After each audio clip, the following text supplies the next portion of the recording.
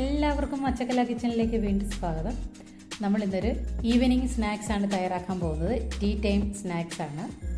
അതിനായിട്ട് ഞാനിവിടെ ഒരു കോണാണ് എടുത്തിട്ടുള്ളത്. നമുക്കതിന് മുകളിലുള്ള ഇലയൊക്കെ ഇളക്കി കളഞ്ഞ് നമുക്കിനി ഇതൊന്ന് ഇളക്കിയെടുത്ത് നമുക്ക് ഒരു ബൗളിലേക്ക് മാറ്റി കൊടുക്കാം. അങ്ങനെ ഞാൻ എടുത്തിട്ടുള്ള കോൺ, 1 കപ്പ് കോണാണ് ഞാനിവിടെ എടുത്തിട്ടുള്ളത്. നമുക്കിതൊന്ന് ബോയിൽ ചെയ്തെടുക്കണം. അതിനായിട്ട് ഞാൻ സ്റ്റൗ കത്തിച്ച് ഒരു പാത്രം വെച്ച് കൊടുത്ത് അതിലേക്ക് കുറച്ച് വെള്ളം ഒഴിച്ചു കൊടുത്തിട്ടുണ്ട്. വെള്ളം ഒന്ന് തിളച്ച് വന്നിട്ടുണ്ട്. ഇതിലേക്ക് നമുക്ക് ഉപ്പിട്ട് കൊടുക്കാം.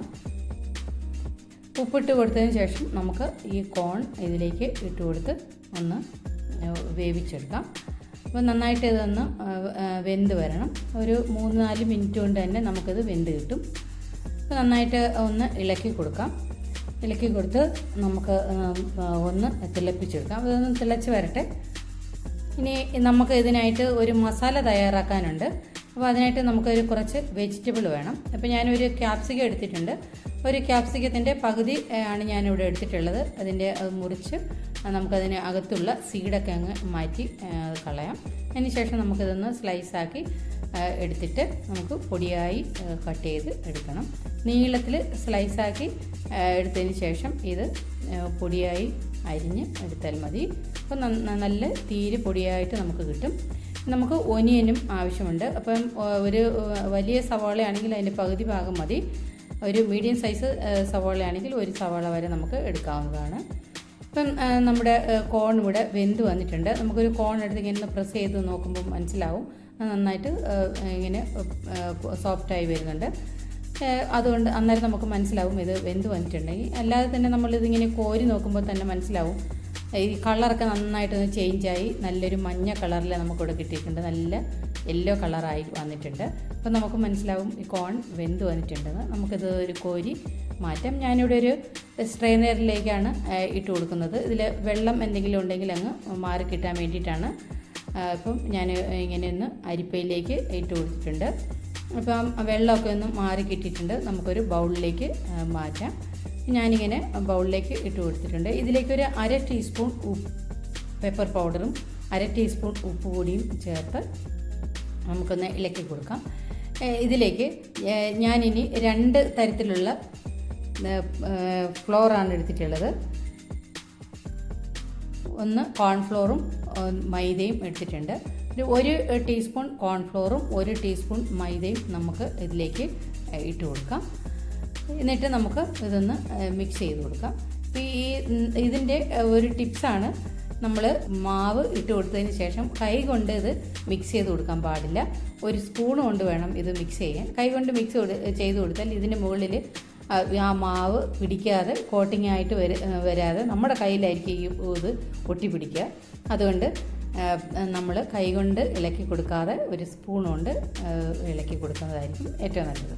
അപ്പോൾ ഇത് ഒന്നുകൂടെ നമുക്കതിൻ്റെ മുകളിൽ കോട്ടിങ് ആയിട്ടില്ല. അതുകൊണ്ട് കുറച്ച് വെള്ളം ഒന്ന് തളിച്ചതിന് ശേഷം ഒരു സ്പൂണിൽ വെള്ളം എടുത്തിട്ട് വേണം, കൂടുതൽ വെള്ളമായി പോകരുത്. ഒന്ന് തളിച്ചതിന് ശേഷം വീണ്ടും ഇതേ രീതിയിൽ 1 ടീസ്പൂൺ മൈദയും കോൺഫ്ലോറും ഇട്ട് കൊടുക്കാം. വീണ്ടും നമുക്ക് ഇങ്ങനെ റിപ്പീറ്റ് ചെയ്യാം. ഒരു നല്ലൊരു കോട്ടിങ് വരുന്നത് വരെ നമുക്കിങ്ങനെ ഒന്ന് റിപ്പീറ്റ് ചെയ്ത് കൊടുക്കാം. ഇപ്പം ഞാനിങ്ങനെ ഒരു 4 പ്രാവശ്യമാണ് ഞാനിങ്ങനെ മൈദയും കോൺഫ്ലോറും ഇട്ട് കൊടുത്ത് ഒന്ന് ഇളക്കി എടുത്തിട്ടുള്ളത്. ഇപ്പം നമുക്ക് കാണാം ഒരു നല്ലൊരു കോട്ടിംഗ് ആയിട്ട് നമുക്കിവിടെ കിട്ടിയിട്ടുണ്ട്. പിന്നെ ഇതിൻ്റെ അടുത്തൊരു ടിപ്സാണ്. ഇപ്പം നമുക്ക് കാണാം ഇതിൽ കുറേ മാവ് ഇങ്ങനെ എക്സസായിട്ട് വന്നിട്ടുണ്ട്. അധികമായിട്ട് ഇതിൽ ഇങ്ങനെ കിടക്കുന്നത് കാണാം. അപ്പം ഇങ്ങനെ തന്നെ കോരിയിട്ട് നമ്മൾ ഫ്രൈ ചെയ്യുകയാണെങ്കിൽ എണ്ണയെല്ലാം കരിഞ്ഞ് ബ്ലാക്ക് കളർ ആവാനുള്ള ചാൻസ് ഉണ്ട്. അതുകൊണ്ട് നമുക്കൊന്ന് അരിപ്പയിലേക്ക് അരിച്ച് നമുക്ക് ബാക്കിയുള്ള പൊടിയൊക്കെ നമുക്കതങ്ങ് മാറ്റി എടുക്കാം. ഇപ്പം ഞാനിതെല്ലാം ഇങ്ങനെ ഒന്ന് അരിച്ച് എടുക്കുന്നുണ്ട്. ഇനി നമുക്കിത് ഫ്രൈ ചെയ്തെടുക്കാനായിട്ട് ഞാൻ സ്റ്റൗ കത്തിച്ച് ഒരു കടായി വെച്ച് കൊടുത്തിട്ടുണ്ട്. അതിലേക്ക് വറുത്തെടുക്കാൻ ആവശ്യത്തിനുള്ള എണ്ണയും ഒഴിച്ചു കൊടുത്തിട്ടുണ്ട്. എണ്ണയിൽ നിന്ന് നന്നായിട്ട് ചൂടായി വന്നിട്ടുണ്ട്. അപ്പോൾ ചൂടായെന്ന് അറിയാൻ വേണ്ടി നമുക്കൊരു കോൺ ഇട്ട് കൊടുത്താൽ മതി. അപ്പോൾ പെട്ടെന്ന് തന്നെ അത് ബബിൾസ് വരുന്നുണ്ടെങ്കിൽ നമുക്ക് മനസ്സിലാക്കാം എണ്ണ നന്നായി ചൂടായിട്ടുണ്ടെന്ന്. അപ്പോൾ അതിലേക്ക് നമുക്ക് ഫ്രൈ ചെയ്യാൻ ആവശ്യമായ കോൺ ഞാൻ ഇട്ട് കൊടുത്തിട്ടുണ്ട്. കോൺ ഇപ്പം ഞാനൊരു 2 ബാച്ചായിട്ടാണ് ഞാനിത് ഫ്രൈ ചെയ്തെടുക്കുന്നത്. ഇപ്പം കോൺ ആയതുകൊണ്ട് തന്നെ ഇത് പൊട്ടിത്തെറിക്കാനുള്ള ചാൻസ് ഉണ്ട്. അതുകൊണ്ട് നമുക്കൊന്ന് കവർ ചെയ്ത് വെച്ചിട്ട് വേണം ഒന്ന് ഫ്രൈ ചെയ്തെടുക്കാൻ. ഇപ്പോൾ കവർ ചെയ്തിരിക്കുമ്പോൾ ഫുള്ളായിട്ട് കവർ ചെയ്യരുത്, ഒരു കുറച്ച് ഭാഗം ഒന്ന് തുറന്ന് വെച്ചിട്ട് വേണം എന്തൊന്ന് ഫ്രൈ ചെയ്തെടുക്കാൻ. അപ്പോൾ ഫ്രൈ ചെയ്തിട്ട് ഞാനിപ്പോൾ ഇത് ഹാഫ് ഫ്രൈയേ ചെയ്യുന്നുള്ളൂ. എന്നിട്ട് നമ്മളിതങ്ങ് കോരി മാറ്റുകയാണ്. ഇപ്പോൾ തന്നെ കാണുമ്പോൾ അറിയാം വൈറ്റ് കളറായിട്ടാണ് ഇരിക്കുന്നത്, ഫ്രൈ ആയിട്ടില്ല. ഹാഫ് ഫ്രൈ ചെയ്ത് നമ്മളിതിങ്ങ് മാറ്റി. ഇനി അടുത്തതും അതേ രീതിയിലിട്ട് ഹാഫ് ഫ്രൈ ചെയ്ത് മാറ്റുകയാണ്. എന്നിട്ട് നമ്മൾ ആദ്യം കോരി മാറ്റിയത് ഞാൻ രണ്ട് ബൗളിലേക്കാണ് വെച്ചത്. ആദ്യം വറുത്തെടുത്ത ആദ്യത്തെ ബാച്ച് രണ്ടാമത് നമ്മൾ വീണ്ടും ഫ്രൈ ചെയ്യുമ്പോൾ ആദ്യം ഞാനത് ഇട്ട് കൊടുക്കുന്നുണ്ട്. അപ്പോൾ ആദ്യം കോരുന്നത് ഒന്ന് തണുത്തിട്ടുണ്ടായിരിക്കും, അപ്പോൾ അത് വേണം നമ്മൾ രണ്ടാമത് ഫ്രൈ ചെയ്യുമ്പോൾ ആദ്യം ഇട്ട് കൊടുക്കാൻ. അങ്ങനെ ഫ്രൈ ചെയ്ത് ഇത് എടുത്തു കൊടുക്കുക. ഇതാണ് ഇതിൻ്റെ ട്രിക്ക്. കോൺ നല്ല ക്രിസ്പി ആയിട്ട് നമുക്ക് ഹോട്ടലിലൊക്കെ നമ്മൾ ഓർഡർ കൊടുക്കുമ്പം, റെസ്റ്റോറൻറ്റിലൊക്കെ നമ്മൾ ഓർഡർ കൊടുക്കുമ്പോൾ വളരെ ക്രിസ്പി ആയിട്ടുള്ള കോണാണ് നമുക്ക് കിട്ടുന്നത്. അപ്പോൾ ഏറ്റവും നല്ല ക്രിസ്പി ആവാൻ വേണ്ടിയിട്ടാണ് അവർ ഹാഫ് ഫ്രൈ ചെയ്ത് അങ്ങനെ അവിടെ വെച്ചിരിക്കുന്നുണ്ടായിരിക്കും. അപ്പോൾ നമ്മൾ ഓർഡർ കൊടുക്കുമ്പോഴാണ് വീണ്ടും അവർ ഫ്രൈ ചെയ്ത് നമുക്ക് തരുന്നത്. അതുകൊണ്ടാണ് അത് അത്രയും ക്രിസ്പി ആയിട്ട് നമുക്ക് കിട്ടുന്നത്. ഇപ്പോൾ നമുക്ക് കാണാം, ഇപ്പോൾ രണ്ടാമത് ഫ്രൈ ചെയ്തത് ഇപ്പോൾ ഒരു ബ്രൗൺ നിറമായി വരുന്നുണ്ട്. നമുക്കിത് കോരി മാറ്റാം. നമുക്ക് ഇതേ രീതിയിൽ ബാക്കിയുള്ളതെല്ലാം ഒന്ന് ഫ്രൈ ചെയ്തെടുക്കാം. ഇനി നമ്മൾ കോരി ഇപ്പോൾ എടുത്തു വെച്ചത് ഒന്ന് തണുത്ത് അതിൻ്റെ ചൂടൊന്ന് മാറിയതിന് ശേഷം മാത്രമേ അതിൽ മസാല തയ്യാറാക്കി ഇടാൻ പാടുള്ളൂ. അപ്പോൾ അതാണ് ഇതിൻ്റെ അടുത്തൊരു ടിപ്സ്. ഇപ്പം ഞാൻ ഒരു ഫ്രൈ പാൻ വെച്ച് കൊടുത്ത് അതിലേക്ക് 1 ടേബിൾ സ്പൂൺ എണ്ണ ഒഴിച്ച് കൊടുത്തിട്ടുണ്ട്. 1 ടീസ്പൂൺ പൊടിയായി അരിഞ്ഞ ഇഞ്ചി, 1 ടീസ്പൂൺ പൊടിയായി അരിഞ്ഞ വെളുത്തുള്ളിയും ഇട്ട് കൊടുത്ത് ഒന്ന് സോട്ട് ചെയ്ത് അതിലേക്ക് സവാള പൊടിയായി അരിഞ്ഞത് ഇട്ട് കൊടുത്തിട്ടുണ്ട്. അതിലേക്ക് ഒരു 1/4 ടീസ്പൂൺ ഉപ്പ് പൊടിയും ചേർത്ത് നമുക്കൊന്ന് ഇളക്കി കൊടുക്കാം. ഒന്ന് സോട്ട് എടുത്തതിന് ശേഷം ഇതിലേക്ക് നമ്മൾ പൊടിയായി അരിഞ്ഞ ക്യാപ്സിക്കം കൂടി ഇട്ട് കൊടുക്കുന്നുണ്ട്. ഇത് നന്നായിട്ടതൊന്ന് ഒന്ന് ഇളക്കി കൊടുക്കാം. ഇതിലേക്ക് നമുക്കിനി സോസാണ് ചേർത്ത് കൊടുക്കാനുള്ളത്.